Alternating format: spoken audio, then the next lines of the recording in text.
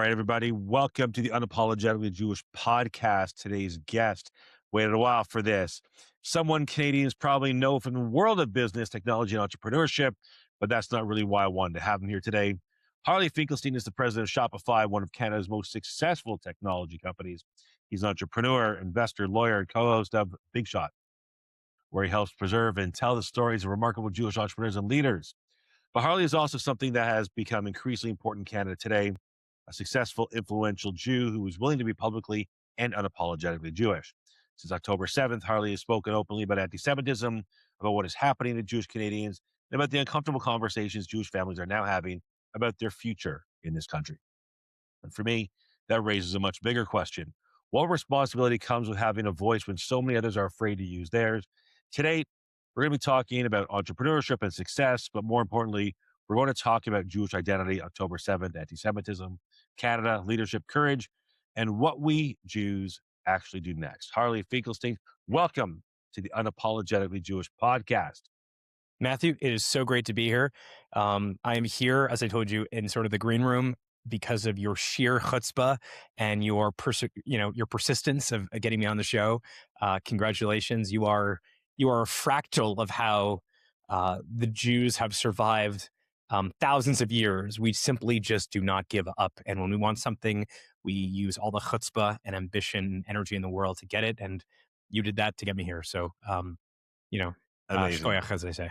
I appreciate that. I'm happy to have you here. So before we talk about Shopify, October 7th, or anti-Semitism, who was Harley Finkelstein before all of this? Where did this drive come from? Look, I've been an entrepreneur my entire life.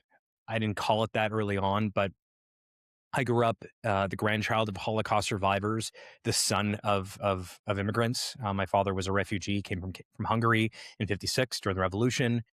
And so I just grew up around small business owners. My father was in the schmata business. My grandfather sold eggs at a farmer's market, which still stands today in Montreal, as Jean Talon Farmer's Market. He created Le Capitaine, a tiny little single table where he sold eggs.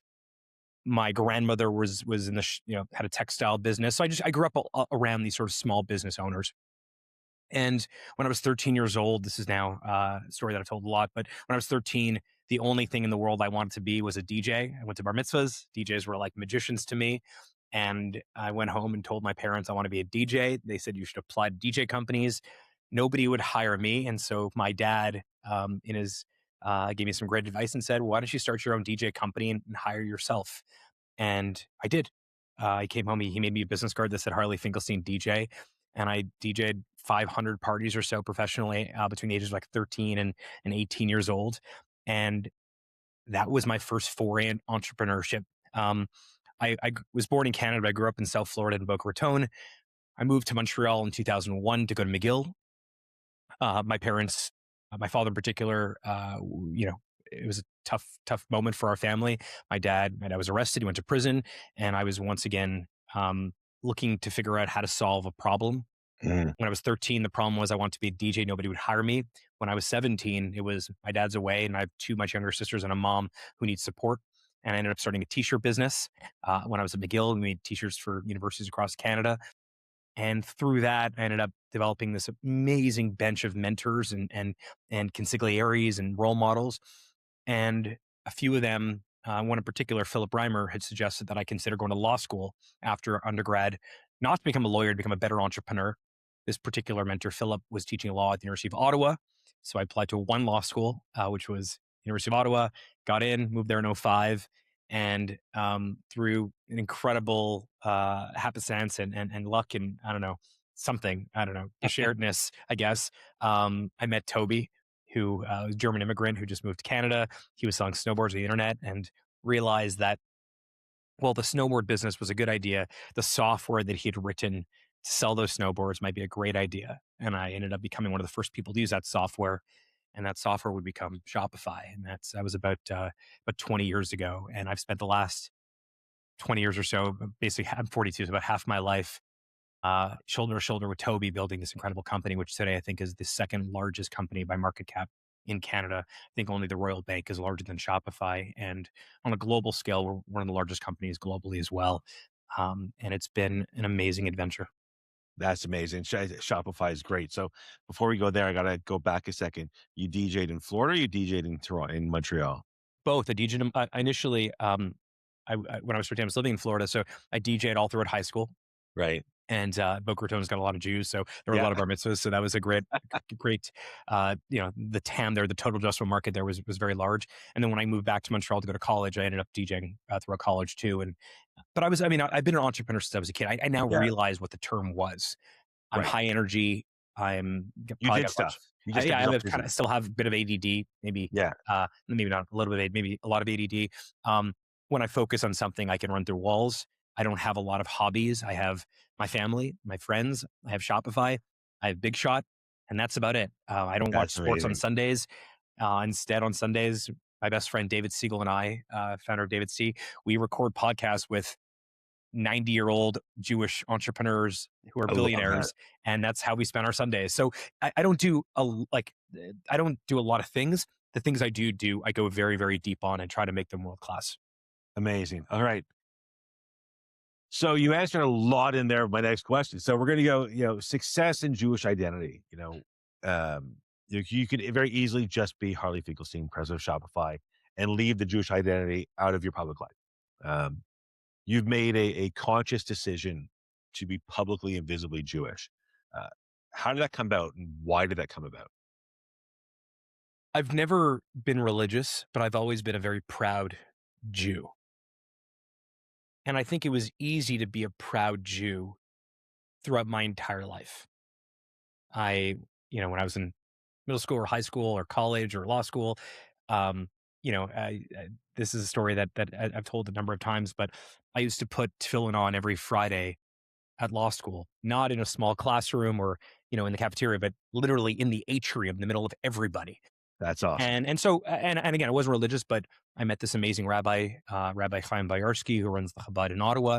Amazing man, and he would come to put tefillin on me every Friday. This is before I had any money. Anyone knew who I was. He just Mhm. wanted to be there to support me. And he'd always offered, "Do you want to go to a classroom to wrap tefillin?" And I said, "No, let's do it here in front of everybody." Wasn't trying to be obnoxious about it or be in anyone's face. I'm a proud Jew. And I'm wrapping tefillin here, and Yeah. and no one had a problem with it. It was free.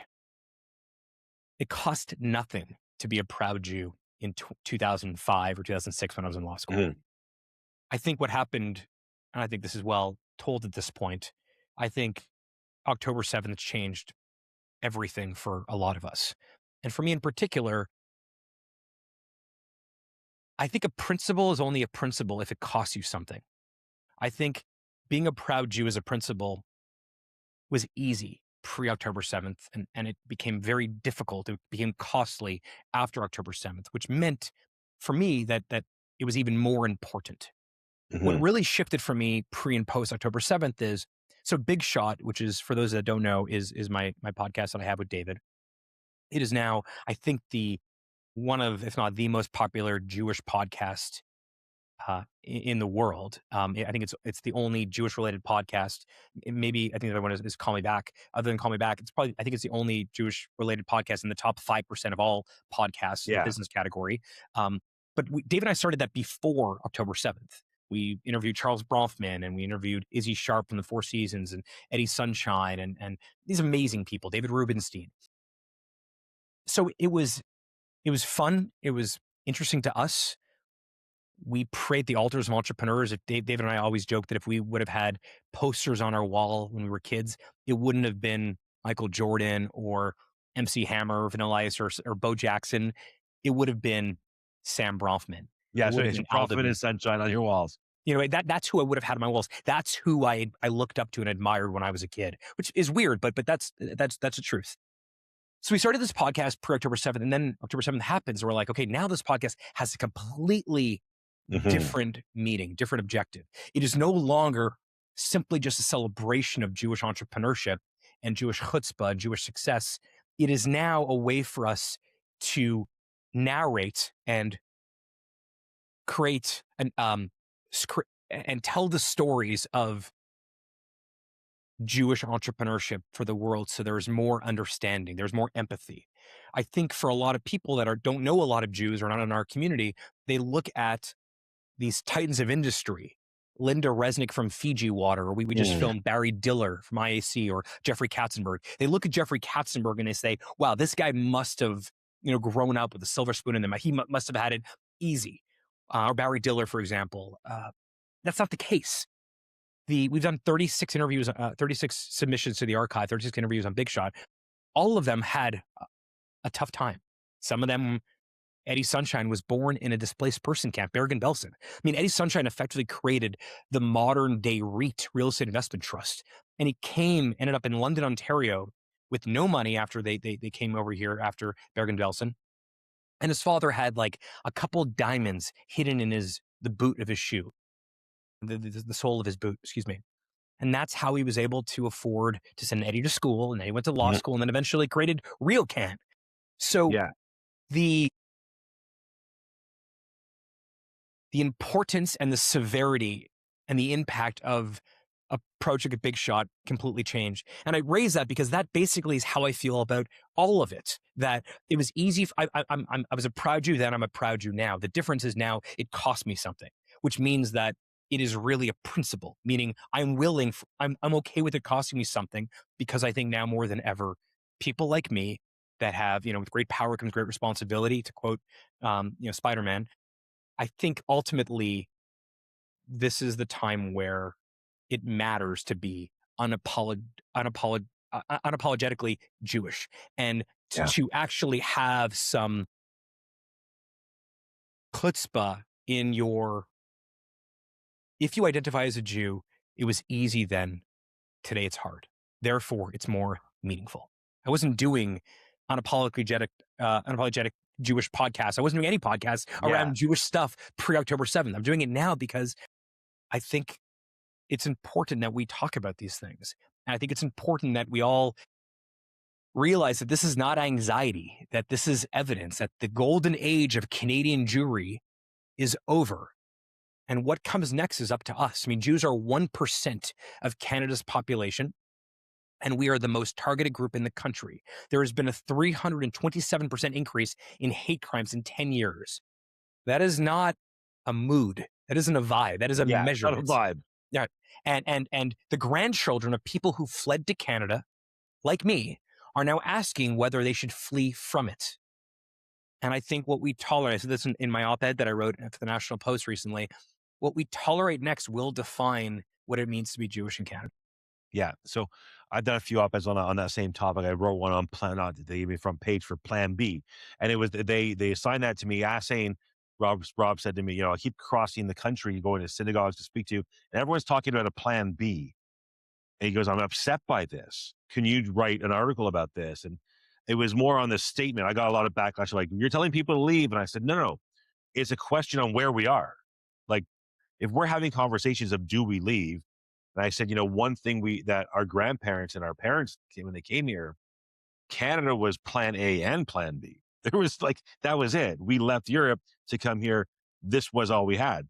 It's so important that we do, and what we leave for our children is huge. So let me sort of tell you so one of the best things I think we've done on this particular topic, on what it's like to be Jewish in Canada, is this Canadian Jewish barometer that Rhonda Lenton and Robert Brim put together. These it was out of the University of Toronto. This came out a couple of weeks ago, and it's published in the Canadian Jewish Studies.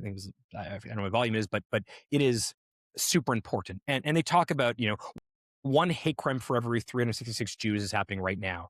It talks about 88% of Jewish Canadians feeling less safe. But the most surprising of it all is this: 34% of Jews in Canada have stopped wearing visible signs of being Jewish in public. A kippah, a Star of David. We are now hiding in our own country. Nearly 1 in 6 anti-Semitic incidents in Ontario schools was initiated or approved by a teacher or a school-sanctioned activity. I mean, this is the stat that shocks people who think it is just a playground problem where it's just kids being kids. Right. And then if you think about how does this land? Well, nearly 1 in 10 Jews has been physically threatened or attacked in the past year for being Jewish, myself included. I wasn't physically attacked, but I think it's now pretty well documented that anytime I give a talk in Canada around entrepreneurship, someone is going to protest and yell horrible things at me in front of my parents. By the way, that the startup festival incident was a I can handle it. I'm strong. I have security. I can handle myself. My parents are in their 70s. They are, like these old Jewish parents. They're full of anxiety in general. Mm. For me to be sitting on stage at an entrepreneurship conference with a UFC fighter, George St. Pierre, one of the most important fighters in the world, talking about entrepreneurship, and then for someone to rush the stage and yelling that I'm a baby killer in front of my parents, it was heartbreaking. 7 in 10 Jewish parents worry about their children's safety at school, and it doesn't seem to be getting better. And so we can talk about sort of this this anti-Zionism versus anti-Semitism, where that all comes from, but ultimately we have to be like, right now it is shitty to be Jewish in Canada. Now, 2 routes to take. Again, going back to your point earlier, our parents and grandparents, my parents and grandparents, took the route of Europe is not safe for us anymore. We are leaving Hungary. We're coming to Canada for a new life. Mhm. I gave the convocation speech this year at McGill, and I ended my speech by saying, my grandfather came here and wondered, standing behind a broken table with holes in his shoes at the Jean Talon market, selling eggs 60 years ago, wondering if Canada would give his family a chance. And I am evidence that it did. It was the right decision. I think the time is different now. I think it is easy to say I'm going to leave. And frankly, most of the people that are leaving seems to me are either going to Israel, making Aliyah, or they're going to the second, the second They're going great to Florida. Israeli state, which is Florida, which is arguably, I spent a lot of time in Miami. I grew up near there. It is, I get it. But I'm not. Lindsay and I, my wife and I, are not leaving. We are staying here. We are going to fight for this because I do believe this is different than 1956 in Hungary. This is Mhm. different than 43 in Eastern Europe. I believe Canada is still the best place for my family long term. And I'm not going to I have way more tools available, whether it's security, it's my own platform, it is money, it is my relationships with government. I have all these levers now that my family did not have in Europe then. Right. Therefore, it behooves me to try to make it better here. And that's my plan. So I'm going to ask you, so part of why I started Unapologetically Jewish, not the podcast, but the organization, was to fight, because I truly believe that with my child, I got 3 children, one on October 7th, so devastated. On October 9th, he went back to university that weekend, and decided to put a kippah on. When everybody was taking them off, he put one on. And now he's going to Israel to go to yeshiva. So Awesome. he's gone, Wonderful. he went full force, which I love. I think it's amazing. I can't have an organization called Unapologetically Jewish and not have that product come out of it. But I get a lot of pushback on everything you just said. How much pushback do you get on, but we're not safe, we have to leave? I have a lot of people, especially people who have the ability to pick up, walk away, because let's be honest, leaving Canada is also not a financially viable option for a lot of people. But the ones that they're like, we have the money, we're gone. Do you get pushback like that going, what are you talking about? Why are you staying there? It's Yes, a lost cause. all the time. But frankly, I get pushback about, I got pushback about building the presumption that Shopify is going to be today we're a $200 billion company. I got pushback that Shopify was ever going to be a $1 billion company. I got pushback, why are you taking it public? I got pushback for why I went to law school. I got pushback for why I went to McGill instead of staying in the US where all my friends were going to college. I don't care about the pushback, and I get it. Not everyone can pick up and move. I can, and I'm choosing not to. Right. That's what I love. So I get the pushback. That's not my plan. My plan is to stay and to fight. And that really matters to me. I believe that my core thesis is this: Canada's allowed hatred to become normalized under this tiny little veil of advocacy.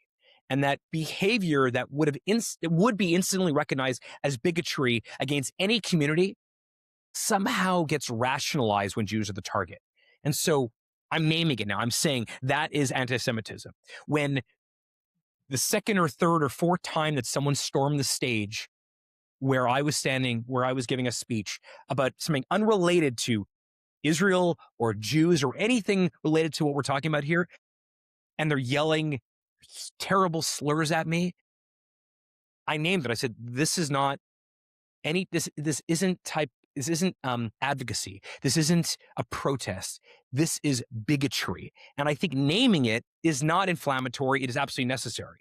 The most important, I've said this, I told the story before, but it's really, really important to me. We opened October 2025. My wife and I opened the Finkelstein Chabad Jewish Center in Ottawa. It was a promise I made to Rabbi Chaim Boyarsky 20 years earlier when I was in law school. This amazing rabbi was hosting everyone at his home every Friday. It was packed with students.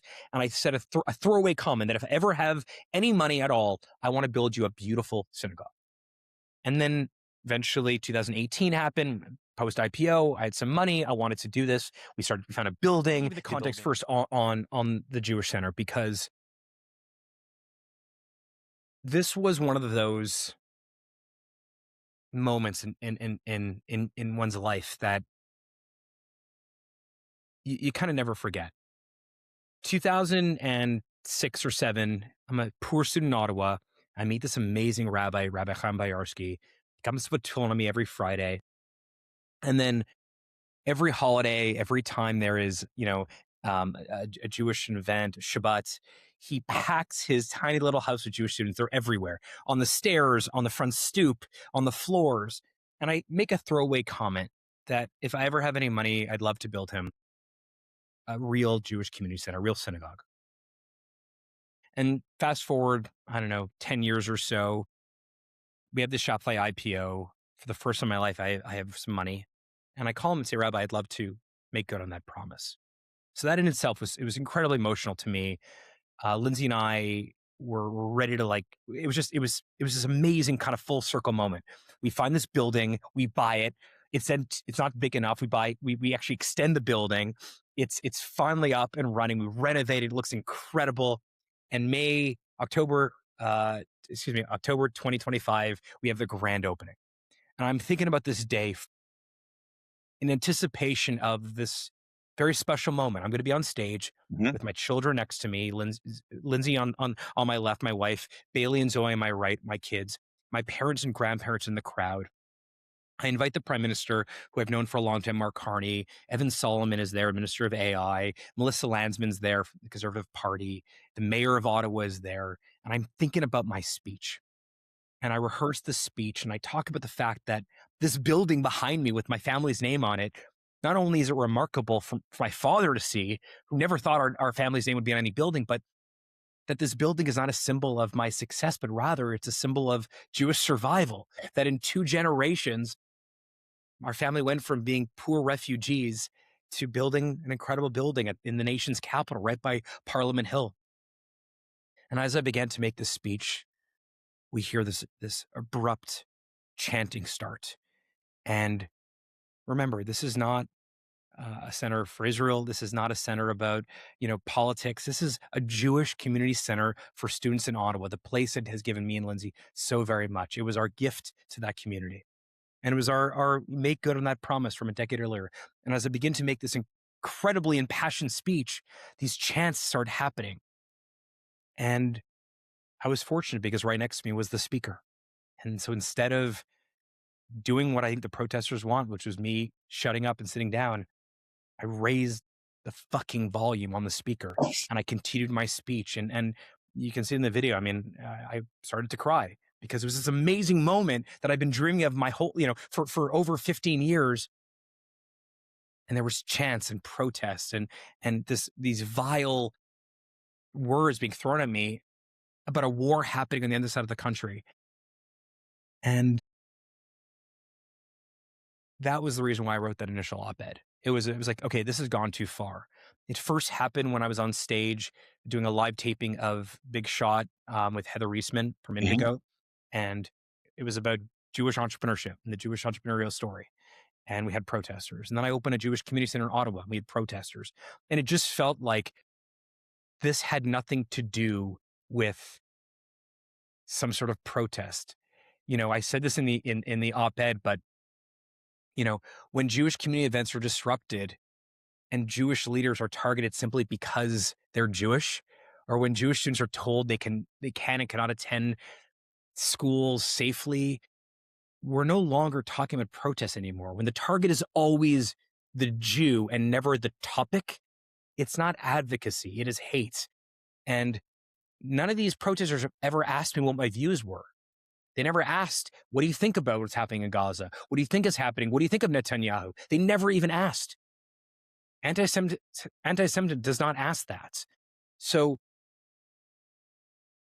I think naming these things, in the report that came out in Brim's study, it talked about how sort of the main message to me that I got from the study was that this is not just anxiety, that there is evidence now that there's a real problem here. And I really do believe that it's great that, I said in the article that at Startup Fest that hate was escorted out and we got right back to building. And that's how I've been handling this. I'm not going to let this change my ambition. I'm not going to let this destroy these incredibly important events. I didn't want the purchase to ruin this special moment for our family in giving this great gift of this Jewish community center.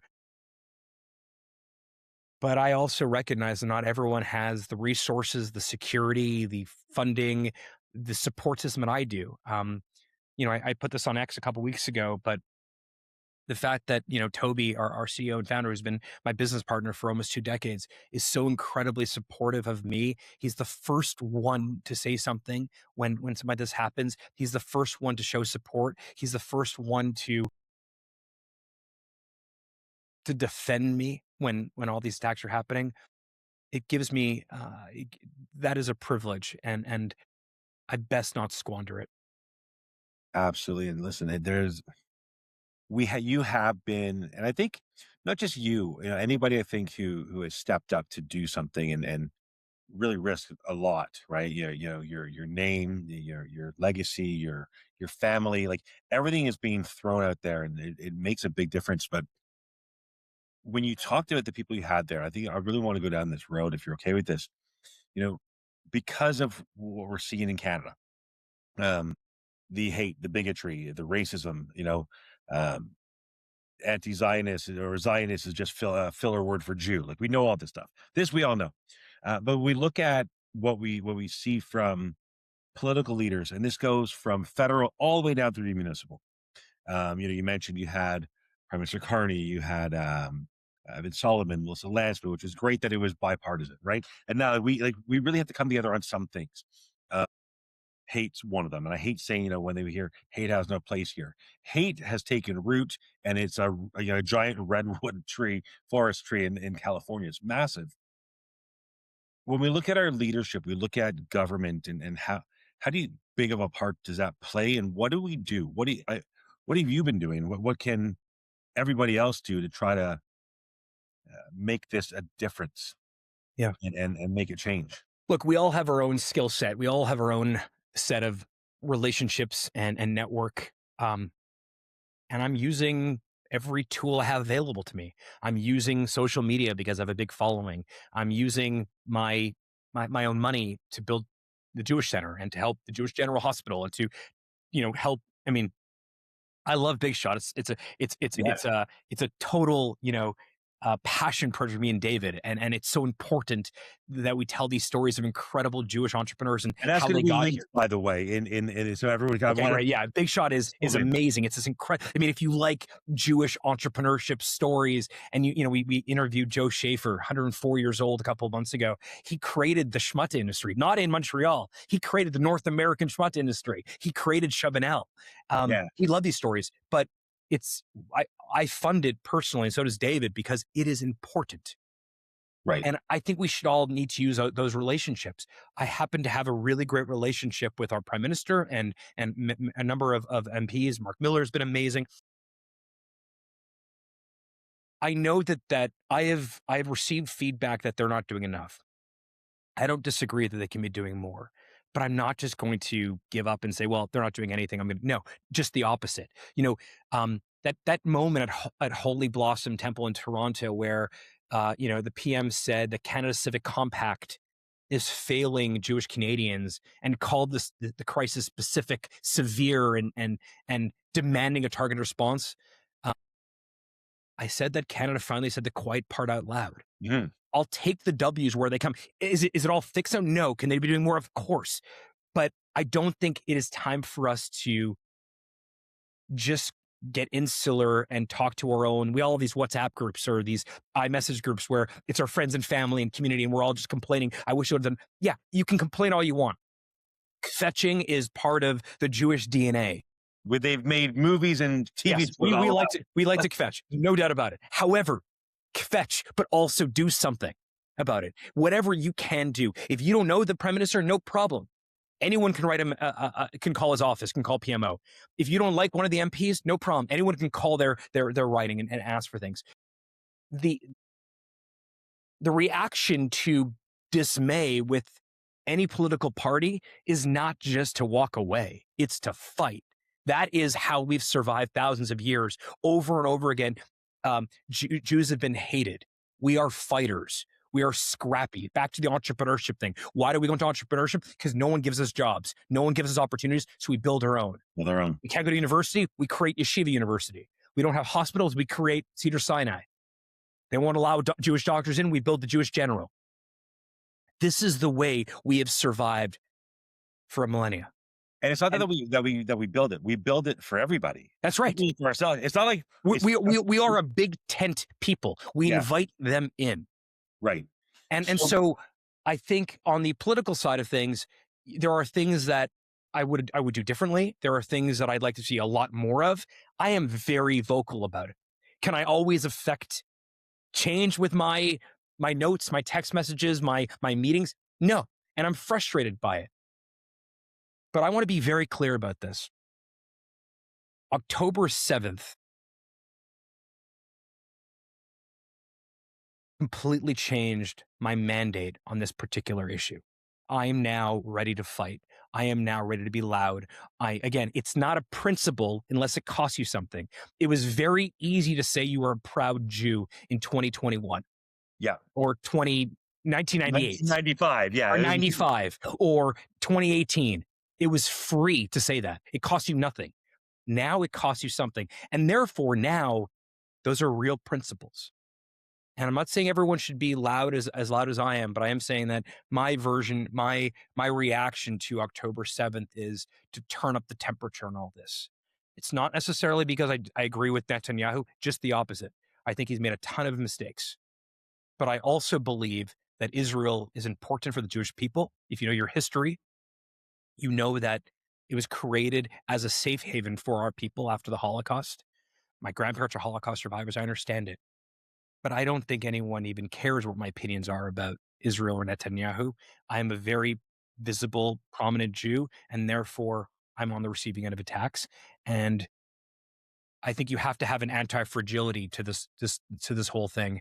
And I think that, I remember a couple months ago hearing the story of some mezuzahs being ripped down. I mean, a mezuzah is not a symbol of Israel.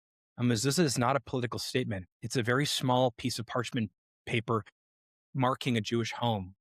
And so tearing that down is not a protest. It's intimidation directed at Jews simply for being Jews. And I think the more we name it, the better it is. And honestly, even on the Zionism side, 92% of Canadian Jews support the existence of Israel as a Jewish state. So when someone says they only oppose Zionists, they don't oppose Jews, they're still opposing more than 9 out of 10 of us that actually are Canadian Jews. That we've tied to. And I think you can, I think you need to kind of separate those two. I think you have to actually have a conversation about it. I think a lot of Jews that I talk to in Canada don't agree on what the current government in Israel is doing. But most of them don't even get asked what their opinions are. It's just, they're just bundled in with Israel. Well, that's part of the problem. And so I'll go back. So when the mezuzahs were ripped down, I'll tell you the emotional toll on the few dozen of the residents of that building, it was massive. So I was the one who got the phone call and went there to go get more mezuzahs and put them back up. And they didn't see anything about it being Zionism. They were like, they took my mezuzah. I'm a Jew. And some of them were Holocaust survivors, right? So, and that's just why we acted so quickly to go get them back up on their doors. And one gentleman was like, I can't wait till tomorrow. I need it now. I'm not going to bed till there's one on my door. He was like, this, I need this. So Actually, it's fascinating, Matthew, because actually, I think the nomenclature you use for your podcast may seem, you know, um, I don't think people appreciate how intentional that nomenclature is. Unapologetically Jewish. very intentional. Pre October 7th, we were all Jewish. Yeah. Now we all have to be unapologetically Jewish as well. And again, that costs something. And I don't want everyone to think that they have to write op-eds or they have to go on stage and talk about it. Some people are more low-key. I understand that. But this is not a time to bury our head in the sand or to leave. This is the time for us to have the conversations that are hard, to write the op-eds that are difficult. Again, I'm a broken record here, but it's only a real principle if it costs you something. If it doesn't, it's convenient. It is. And you mentioned before, the word, we had a golden era, right? And I'm going to say, if you look back over the 3,000 year history of Jews, I say this for a lot of people when I do speaking engagements, especially, in hindsight, was it a golden era or was it a blip? Right? Because it really, what we're living now is nothing this isn't new. It Uh, isn't new, but it is new to me. I mean, I'm 42 years exactly. old, and maybe it's new to you. Yeah. In a Jewish history, it's not Yeah. new. For us, it's new because we did grow up at a time where, you know, being Jewish was kitschy. Oy vey, schmuck. Like TV was part of that. Like we were part of that world, and it was normalized, and we were all okay. So and I don't want to take more of your time because you've done so much, and you've spoken so much about this. Um, I want to jump quickly because you're so passionate about this and what you've done, and when you talk about, the fact that we have to be giving something up. Like this is a huge part of being unapologetically Jewish. When I started being an advocate for the community, I was a podcaster. I just launched a book. I was in recovery and addiction, and it was going great, all on the mental health side. And then my mental health was affected on the 7th. And my wife I went from rainbows and unicorns and you can do it to a black square with white writing. And then my wife was like, you're going to kill your business. I'm like, I don't know what else to do. Right. And this is how it grew, and, becoming unapologetically Jewish. That's what it is. And, wearing, whether it's a Magen David, which is why, our logo has the star, like it's that. So at what point does staying silent because you have something to lose become part of the problem? So I want to we talked about that a bit, but when, because you don't have to be a Harley or a Matt where we are openly being as proud and loud as we possibly can. Some people can't do that. Yeah. Look, So I think everyone has their own circumstances. Some people just simply cannot afford to be loud and proud. I get that. I'm not talking to them. I'm talking to those of us that can be loud and proud. And when I meet with people like Stephen Bronfman and Claudine are incredible friends and mentors, when I meet with the Bronfmans, or I meet with Jonathan Weiner, or I mhm, meet with Brent Belsberg, or I meet with, I'm not trying to name drop, but these are people that Heather Reisman and certainly Jerry Schwartz, I'm inspired by them because they have a ton to lose. A lot of them are much older than I am, later in stage of their lives. They can simply be kicking back mhm, and, playing golf and enjoying their time in Palm Beach or wherever they are. They're not. They're out there. They're fighting. They're getting non-Jews to write an open letter in the Globe and Mail. yeah, The leaders of the most important companies in the world, people like Prem Watsa and Mark Mulrooney. So that's, I'm not saying that everyone needs to be loud and proud and fight for this. Not everyone can afford to do so.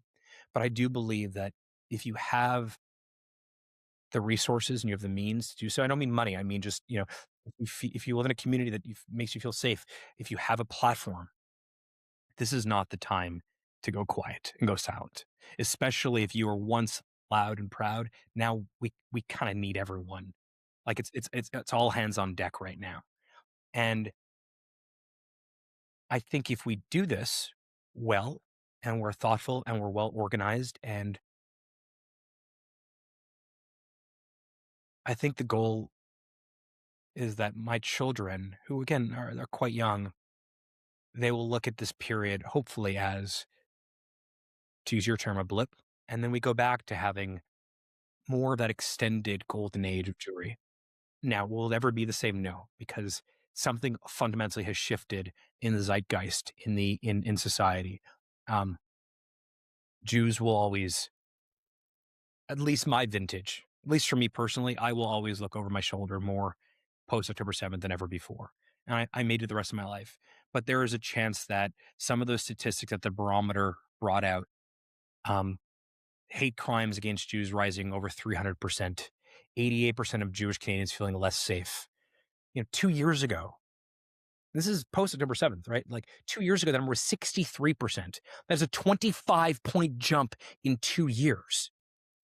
And something like 40% of Canadian Jews worry that a Holocaust could eventually and actually happen in Canada. I mean, sit with that one. I don't think that's true, but 40% is real. So, if you look at the climate shift, Canadians who agree that Jews have, there's a quote, too much power in our country, it was 13% in 2024. It's 21% now. Canadians who agree that Jews don't care what happens to anyone but their own kind went from 16% to 24%. Canadians agreeing that Jews are entitled to a state of their own in Israel went from 63% to 51%. So the overall positive sentiment towards Jews in Canada fell from like 90% to 82%.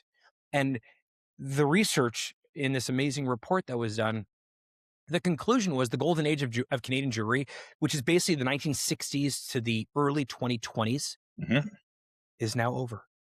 Yeah. 1960s, my parents were born around that time, to the early 2020s is over. My parents basically lived in this golden age of Canadian Jewry. And I think most Canadians still, let's not miss it, right? Most Canadians still view Jews positively. Yes. But the direction of travel is bad and it's accelerating. And that is where my parents don't have the resources I have. They don't have the platform. They don't have the energy. They don't have the youth that I have and that you have. So, we didn't ask for this, but it's here. It's here. And you and I and all those listening that are ready to be loud and proud and fight for making sure our children are not scared to be proud and Jewish in Canada. This is the moment right now, not a year from now, like right now. This is it. This is your call to action. And I have been active. Amazing. You have been. And we're going to wrap this up right there, because this is exactly what I really wanted people to hear about being unapologetically Jewish. And you've wrapped it up. You put a bow on it. We have to activate. The only question I'm going to finish this off with is, when we talk about the Heather Reismans and the older generation who could sit back on and live their life with their feet up and enjoy the sunset. And then there's a younger generation, yourself, myself included. But when you go to events, and I'm sure you've spoken at events, where you look around the room and the average age is our parents' age, how do we, and I'm trying hard, I know being younger, we do get more people, but the average age is still a bit older. How do we get a younger demographic of Jews to come out and at least hear us? Because that's one of the challenges we have. Because when you have the people who see it, my parents saw it, your parents saw it, they lived it, so they knew it, right? I grew up at a time where my father, when he was a dentist and he went to U of T, him and his friends went to go watch a friend of their classmate of theirs get their friend's name etched on the door for Dean of Dentistry, all going knowing that the former anti-Semite Jew hater Dean would be rolling in his grave to watch a Jew's name go up. So we grew up with those stories. How do we get younger generations who we want to leave this to show up? We lead by example.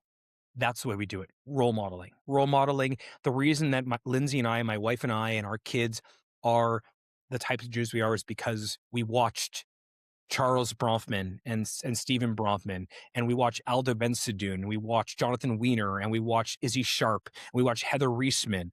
That is how we do it. Just like they role modeled the right behavior, the right leadership criteria to me and to you, we now show them what we're doing. Not everyone's going to do it. Not everyone's going to follow our lead. That's okay. But leave enough breadcrumbs so that the next generation is activated.